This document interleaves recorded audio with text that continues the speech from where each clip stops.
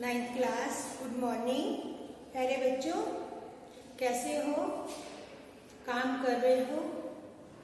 Online class भी लगाया करो और काम साथ साथ किया करो, ठीक है। आज कविता में भी बच्चे काम पर जा रहे हैं।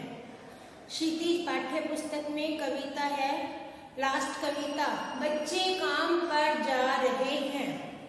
तो बच्चों, आप कितने लक्की हो कि आप काम पर नहीं जा रहे। आपने केवल एक काम करना है, पढ़ना है।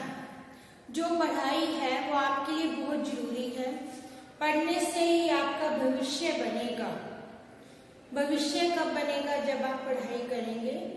काम तो बेटा काम करके सभी खाना खाते हैं, सभी कमा लेते हैं, परंतु असली कमाई आपकी शिक्षा है, जो जीवन भर आपके साथ रहेगी। शिक्षा से ही अनेक गुणों का विस्तार होता है। शिक्षा एक ऐसी पूंजी है जिसे आप आजीवन अपने साथ रख सकते हैं। ज्ञान बांटने से बढ़ता है, तो आपका ज्ञान व्यर्थ नहीं जाएगा। तो आज ये कविता में बताया गया है कि प्रातःकाल ठंड सर्दी के मौसम में, ठिठुरती सर्दी में, जब पूरी सड़कें कोहरे से ढकी होती हैं, उस समय छोटे छोटे बच्चे काम पर जा रहे हैं। कवि को बच्चों की अत्यधिक चिंता हो रही है कि ऐसे समय उनका खेलने का समय है, कूदने का समय है, पढ़ने का समय है, मनोरंजन का समय है। ऐसे समय में छोटे छोटे बच्चे काम पर जाते हैं। यह समाज की विडंबना है, यह हमारे समाज की विडंबना है कि ऐसे बच्चों को काम पर जाते हुए कोई नहीं देखता। कवि ने प्रश्न किया, बच्चे काम पर जा रहे हैं। अब कवि कहते हैं कि इसे प्रश्न के रूप में भी पूछ सकते हैं कि बच्चे काम पर क्यों जा रहे हैं। तो काम पर क्यों जा रहे हैं? उनके माता पिता की ऐसी स्थिति नहीं होती कि वे अपने बच्चों को स्कूल में भेज पाएं। इसी कारण अनेक बच्चे ढाबों पर, होटलों पर, घरों में, सड़कों पर पत्थर तोड़ते हुए, अनेक ऐसे घरों में बच्चे संभालते हुए ऐसे अनेक छोटे छोटे काम करते हैं जिससे वे पैसा कमाकर अपने परिवार का पालन पोषण करते हैं।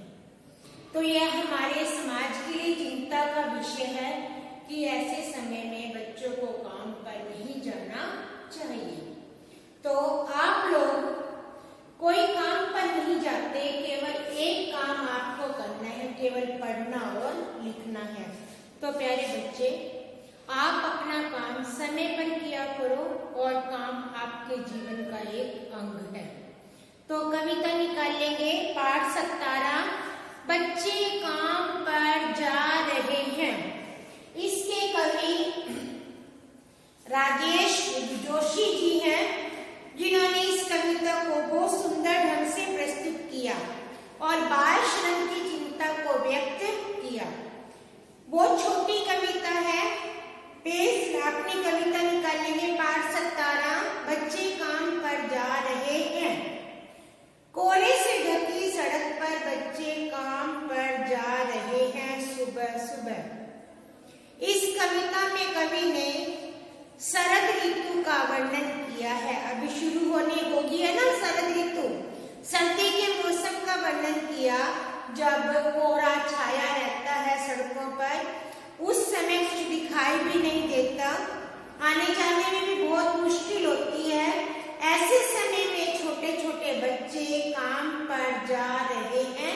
किस समय? सुबह सुबह बच्चे काम पर जा रहे हैं। हमारे समय की सबसे भयानक पंक्ति है यह। जो समय चल रहा है उसकी सबसे भयानक बात है। कौन सी बात? बच्चे काम पर जा रहे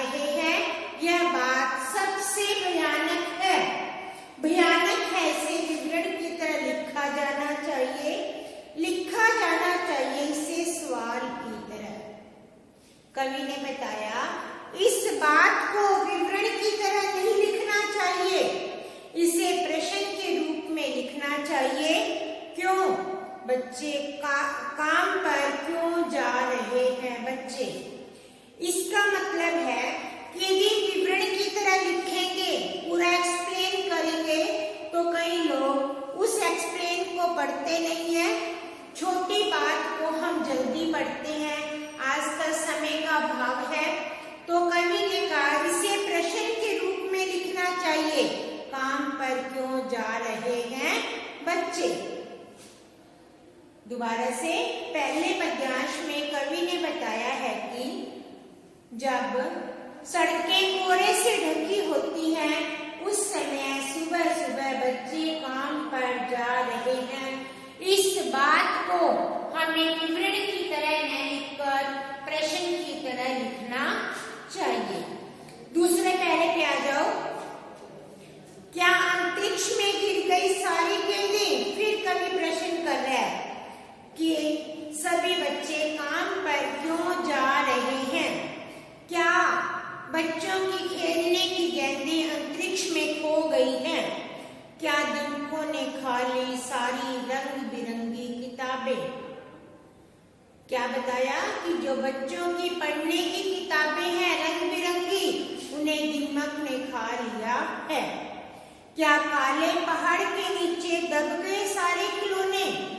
क्या बच्चों के खेलने वाले खिलौने काले पहाड़ के नीचे दब गए?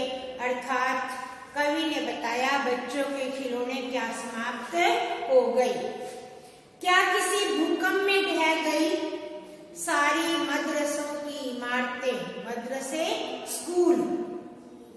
कवि ने बताया कि बच्चों के पढ़ने की स्कूल की इमारतें किसी भूकंप के कारण बह गई हैं या गिर गई हैं। क्या सारे मैदान, सारे बगीचे, घरों के आंगन खत्म हो गए एकाएक? कवि ने क्या बताया कि बच्चों के खेलने के मैदान, बगीचे, घर का आंगन क्या सब एकदम खत्म हो गए? अर्थात क्या सब नष्ट हो गए? अर्थात ना तो बच्चों के खेल रहे, ना स्कूल रहे, ना मदरसों की भवनें रही, सब क्या खत्म हो गए। अर्थात कवि ने बताया कि बच्चों के मनोरंजन के साधन भी सब खत्म हो गए। ऐसा क्यों हुआ? दूसरा पद्यांश दोबारा समझेंगे। इस पद्यांश में कवि प्रश्न पूछता है कि बच्चों की खेलने की गेंदें अंतरिक्ष में खो गई हैं, रंग बिरंगी किताबें दीमक ने खा ली है, सारे खिलौने पहाड़ के नीचे दब गए हैं और स्कूल की इमारतें भूकंप में ढह गई हैं अर्थात गिर गई हैं। अंत में कवि ने बताया कि सारे मैदान, बगीचे, घर के आंगन एकाएक एकदम खत्म हो गए अर्थात नष्ट हो गए। तो कवि को यहाँ क्या चिंता है कि बाल श्रम पर व्यंग किया गया है कि खेल मनोरंजन के साधन सब नष्ट हो गए। इसमें कवि ने वर्णनात्मक शैली का प्रयोग किया। कवि की भाषा कौन सी है? खड़ी बोली। कवि की सरल भाषा है, सहज भाषा है, खड़ी बोली है। और कवि ने प्रश्न अलंकार का सुंदर प्रयोग किया है। कवि बार बार प्रश्न कर रहा है। Last para. तो फिर बचा ही क्या इस दुनिया में? कितना भयानक होता अगर ऐसा होता। भयानक है लेकिन इससे भी ज्यादा यह कि सारी चीजें हस्म मामूल पर दुनिया की हजारों सड़कों से गुजरते हुए बच्चे, बहुत छोटे छोटे बच्चे काम पर जा रहे हैं। कवि ने क्या बताया? कवि ने क्या बताया था? जब किताबें दीमक ने खा ली, गेंदें अंतरिक्ष में खो गई, स्कूल गिर गए और रंग बिरंगी किताब खिलौने पहाड़ के नीचे दब गए, तो कवि फिर क्या कह रहा है कि फिर तो इस दुनिया में कुछ बचा ही नहीं है, सब कुछ खत्म हो गया। कितना भयानक होता अगर ऐसा होता। कवि कह रहा है यदि ऐसा हो जाता तो बहुत ज्यादा भयानक होता। भयानक है लेकिन इससे ज्यादा यह सारी चीजें हस मामूल। कवि ने कहा है कि भयानक इससे ज्यादा वो है कि सारी चीजें वैसी की वैसी हैं। हस्ब मामूल का अर्थ है वैसी की वैसी, अर्थात अर्थात दुनिया में सब कुछ है, खिलौने भी हैं, रंग बिरंगी किताबें भी हैं, गेंदे भी हैं और स्कूल भी हैं, आंगन भी हैं, खेल के मैदान भी हैं। कवि ने बताया कि लेकिन सारी चीजें वैसी की वैसी हैं, यह कितनी भयानक बात है। पर दुनिया की हजारों सड़कों से गुजरते हुए बच्चे, बहुत छोटे छोटे बच्चे काम पर जा रहे हैं। कवि ने बताया कि जो हमारी संसार है इसमें हजारों सड़कें हैं, हजारों सड़कों से प्रतिदिन छोटे छोटे बच्चे काम पर जा रहे हैं। अर्थात कवि ने बताया कि छोटे छोटे बच्चे फिर भी काम पर जा रहे हैं। आज समाज में मजदूर, बाल श्रम बहुत उन्नत शिखर पर है।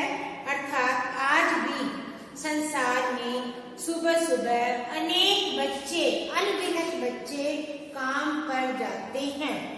कवि ने वर्तमान समय में बाल श्रम का विरोध किया है और इसे भयानक बात माना गया है।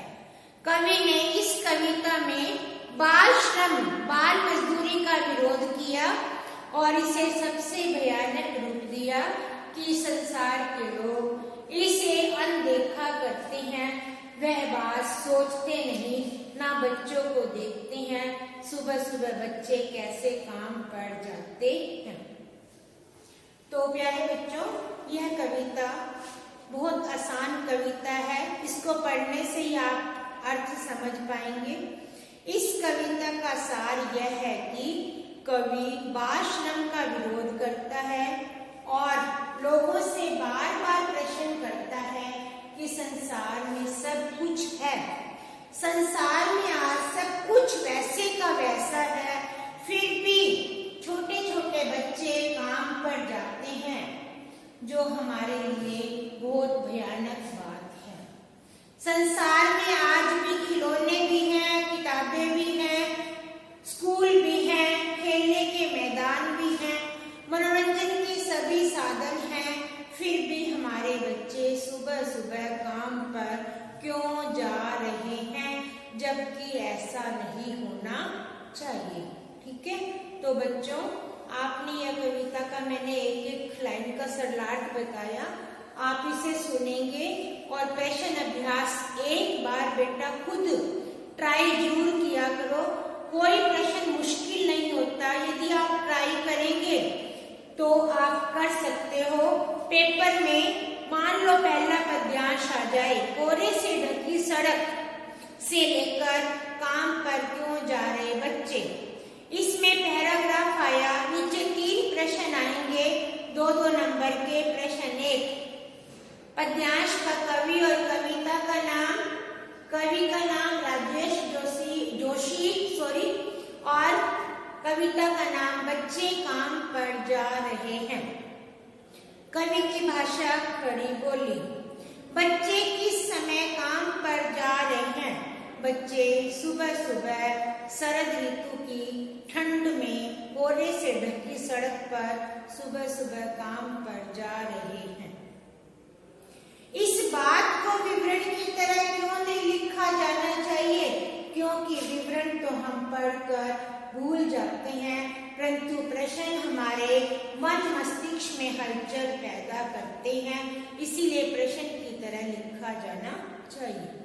ऐसे छोटे छोटे प्रश्न बनते हैं जो प्रत्येक पद्यांश में से पेपर में आ सकते हैं। तो आप बेटा पद्यांश के प्रश्न उत्तर आप खुद बनाकर देखा करो कि ये प्रश्न बन सकता है, ये प्रश्न बन सकता है। यदि आप ऐसे दिमाग की एक्सरसाइज करेंगे तो आपको कभी भी मुश्किल नहीं लगेगा। और आप कई बच्चे जब पद्यांश के प्रश्न उत्तर लिखने आते हैं तो कविता पूरी उतार देते हैं। बेटा कविता नहीं उतारनी होती, उसका सरल अर्थ करके लिखना है। तो आप ट्राई करेंगे और वीडियो को ध्यान से सुनेंगे। खुश रहें, मस्त रहें और अपने माता पिता का कहना मानें और काम समय पर करें। धन्यवाद।